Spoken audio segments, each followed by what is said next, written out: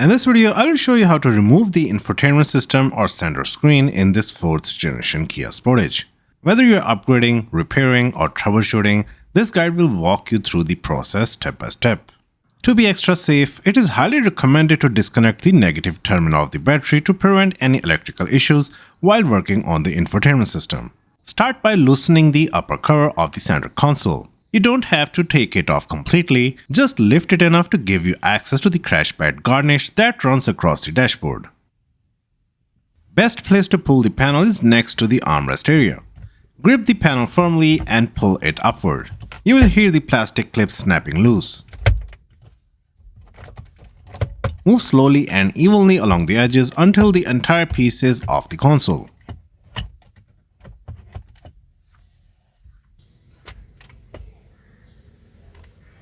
Next, move to the passenger side of the dashboard. There's a side cover near the door that needs to be removed to access a hidden screw. Look closely at the edge of the panel and you will see a small notch.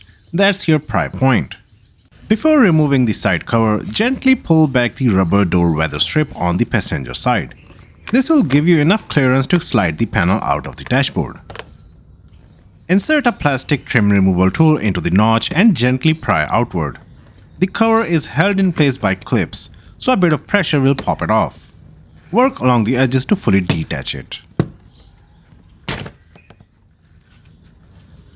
With the side cover off, you will uncover a screw that secures the long dashboard trim. Use a Phillips head screwdriver to remove the screw. Now that the screw is out, the long horizontal trim piece can be removed. It's still held in place by clips on the side, so use a trim removal tool or a flathead screwdriver to gently release the clips.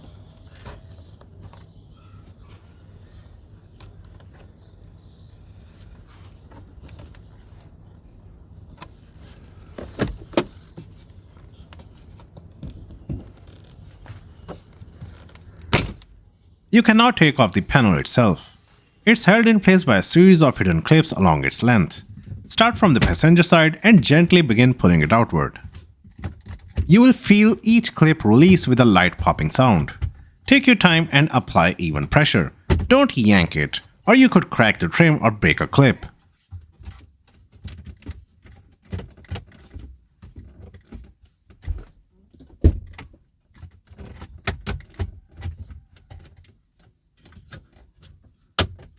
Once all the clips are free, slowly pull the entire trim piece away from the dashboard. Set it somewhere safe to avoid scratching the finish. With that out of the way, you now have access to the trim panel that holds the center AC vents. Look near the bottom of this panel and remove the 2 Phillips screws securing it.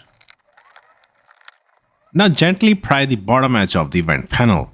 It's clipped in, so apply even pressure as you work your way around. Take your time to avoid cracking the plastic.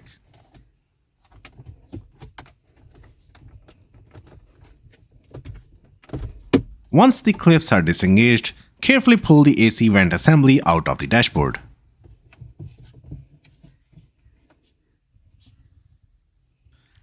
Now you will see the infotainment system fully exposed. There are 4 screws holding it in place. Remove all 4 using a Phillips head screwdriver.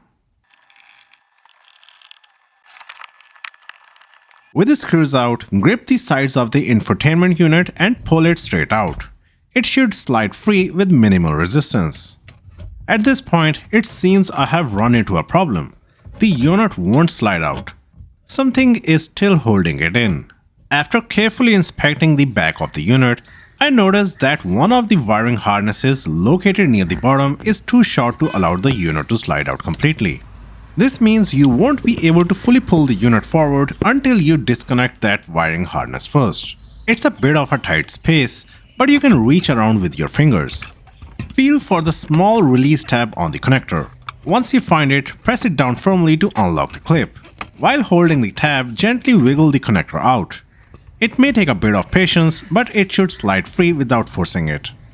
Once this short harness is disconnected, you'll be able to slide the entire unit out much more easily and gain full access to the rest of the wiring.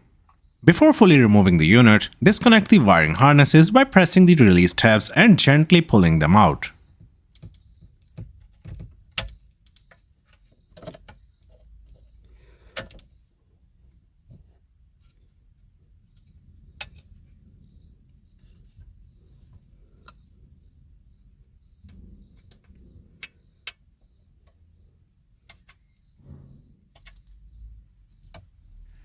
Here is a close-up of the backside of the infotainment system.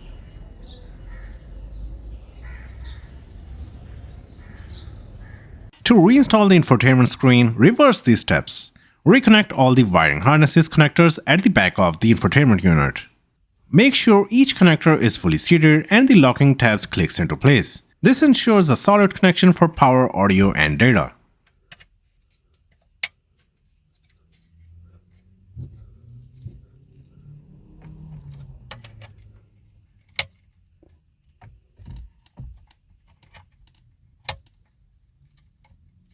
After all the harnesses are connected, carefully slide the infotainment unit back into the dashboard.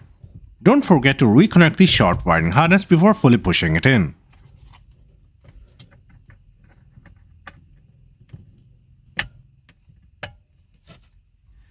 Then reinstall the 4 screws to secure it firmly in place. With the screen mounted, it's time to reassemble the rest of the dashboard. Start by positioning the center AC vent trim panel back into place. Line up the clips, then press evenly around the edges until all clips snap back in securely.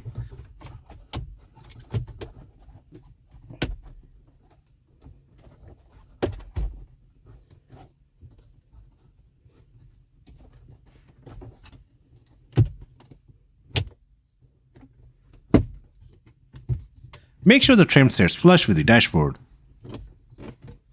Next, reinstall the 2 Phillips screws at the bottom of the AC vent panel to lock it in. Now grab the long dashboard trim piece. Align it carefully with its mounting points and begin pressing it in from the driver end to the passenger end.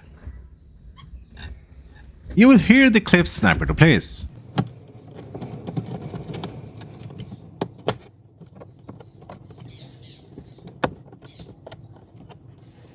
Double check that it sits flush and is secure all the way across. Reinstall the screw that was behind the side cover. This holds the long trim securely in place. Now take the side cover, align it with the dashboard and press it straight in until all the clips click into place.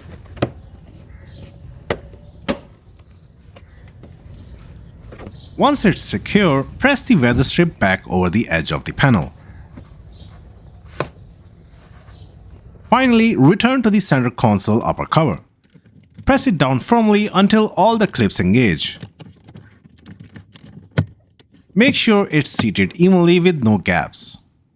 With everything reassembled, start the vehicle and test the infotainment system to ensure all functions are working properly. If you liked this video, give it a thumbs up and subscribe to EasyJoin for more DIY automotive tutorials. Thanks for watching.